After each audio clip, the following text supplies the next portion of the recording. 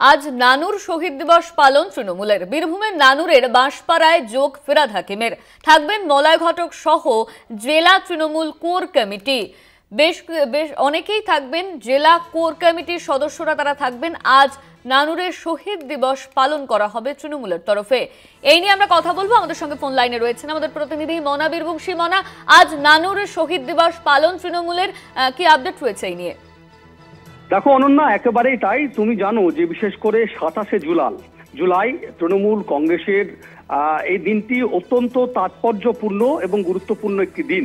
তার কারণ তুমি জানো, যেমন 21শে জুলাই একটা ইতিহাস রয়েছে, ঠিক সেরকমই বীরভূমে 27শে জুলাই কিন্তু ইতিহাস রয়েছে।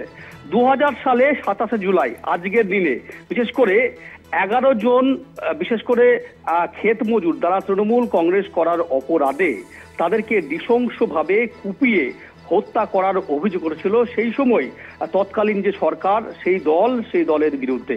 খুব স্বাভাবিকভাবে দেখো, তারপরে আমরা দেখেছিলাম যে তৎকালীন সেই সময় তৃণমূল নেত্রী, যিনি বর্তমানে তৃণমূল নেত্রী, তিনি সেই সময় অবশ্যই রেলমন্ত্রী ছিলেন। তিনি দিল্লি থেকে ছুটে এসেছিলেন বীরভূমের মাটিতে এবং সেই মৃতদেহ উদ্ধার করে সেখানে সৎকার করার পর পাশাপাশি তার পরিবার, যে 11 জন নৃশংসভাবে খুন হয়েছিলেন, তাদের পরিবারের পাশে থেকেছেন মুখ্যমন্ত্রী মমতা বন্দ্যোপাধ্যায়, যাদের চাকরি দিয়েছেন, এখনো পর্যন্ত খোঁজ খবর রাখেন।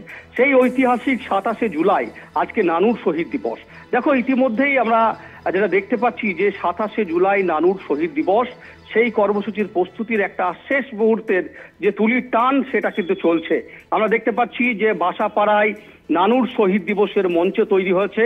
এদিন দুপুর 3টে নাগাদ অবশ্যই রাজ্যের যারা নেতা, তারা কিন্তু সকলেই উপস্থিত থাকার কথা। যেটা আমরা জানতে পাচ্ছি যে পুর ও নগর উন্নয়ন মন্ত্রী ফিরহাদ হাকিম, আইনমন্ত্রী মলয় ঘটক এই নানুর শহীদ দিবস কর্মসূচিতে থাকবেন এবং সেখানে জেলা তৃণমূল কোর কমিটির যারা সদস্য, তারা সকলেই থাকার কথা। এবং আজকের এই ঐতিহাসিক সভা কিন্তু বাসাপাড়ায় হতে চলেছে এবং অবশ্যই আমরা দেখতে পাচ্ছি যে ইতিমধ্যেই বাসাপাড়ায় যে নানুরের শহীদ যারা মারা গেছিলেন, তাদের নিয়ে যে নতুন করে বেদি করা হয়েছে, সেখানেই আজকে ফিরহাদ হাকিম, মলয় ঘটক তারা যাবেন, তাদের প্রতি, নিহতদের প্রতি শ্রদ্ধা জানাবেন। শ্রদ্ধা জানানোর পর তারা কিন্তু বক্তব্য রাখবেন। তুমি জানো যে তাৎপর্যপূর্ণভাবে এদিনই মুখ্যমন্ত্রী বীরভূম জেলা সফরে আসছেন।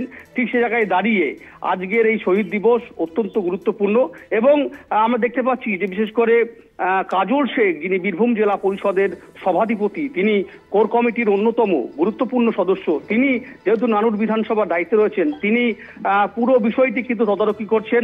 সেখানে মঞ্চ বাঁধা থেকে শুরু করে কোথায় কত লোকজন আসবে, কোন ব্লক থেকে আসবেন এবং একটা হিউজ সংখ্যক মানুষজন আজকের এই সভায় অংশগ্রহণ করবেন এবং নেতৃত্বরা রয়েছেন, তারা বক্তব্য দেবেন। এই একটা প্রস্তুতি, একটা চূড়ান্ত পর্যায়ের একটা ছবি কিন্তু ধরা পড়ছে এবং বিগত বেশ কয়েকদিন ধরে আমরা দেখেছি যে বিশেষ করে কাজল শেখ, যিনি রয়েছেন তৃণমূলের নেতা, সেই কাজল শেখ যেহেতু তিনি দায়িত্ব রয়েছেন তার নানুর বিধানসভা, খুব স্বাভাবিকভাবেই তিনি এই পুরো বিষয়টি তদারকি করছেন। তিনি দফায় দফায় যাচ্ছেন, সেখানে মঞ্চ কতদূর কি বাঁধার কাজ চলছে সেটা দেখছেন, সেখানকার দলীয় পতাকা, ফেস্টুন, নেত্রীর ছবি, এই সামগ্রিক দেখছেন। সেখানে শহীদ যারা হয়েছিলেন তাদের পরিবারের লোকজনরাও সেখানে তাদেরকে উপস্থিত থাকার কথা এবং আজকের এই মঞ্চ থেকে বিশেষ করে 26এর বিধানসভা নির্বাচনের আগে ঠিক কি বার্তা উঠে আসে, তৃণমূলের রাজ্য এবং জেলা নেতৃত্ব উপস্থিত থাকবেন, সেদিকে কিন্তু তাকিয়ে রয়েছে জেলার রাজনৈতিক মহল এবং প্রস্তুতি একেবারেই শেষ পর্যায়ে, সেটা কিন্তু বলা যেতে পারে। অনন্যা, ধন্যবাদ তোমায় মনা। আমাদের সঙ্গে ফোন লাইনে ছিলেন আমাদের প্রতিনিধি মনা বীরবংশী। আমাদের কাছে একটা বেদনাদায়ক দিন। ওই দিনটার কথা মনে পড়লে রক্ত টকবক করে ফুটে। আমরা দেখেছি 11 জন ক্ষেত মজুরকে কিভাবে তাদেরকে একের পর এক বাড়ি থেকে বের করে নিয়ে এসে নিষ্ঠুর, নির্মমভাবে, পৈশাচিকভাবে বামফ্রন্টে হাতমাদরা হত্যা করেছিল। তাদের একটাই অপরাধ ছিল, তারা বাংলার পরিবর্তন চেয়েছিল।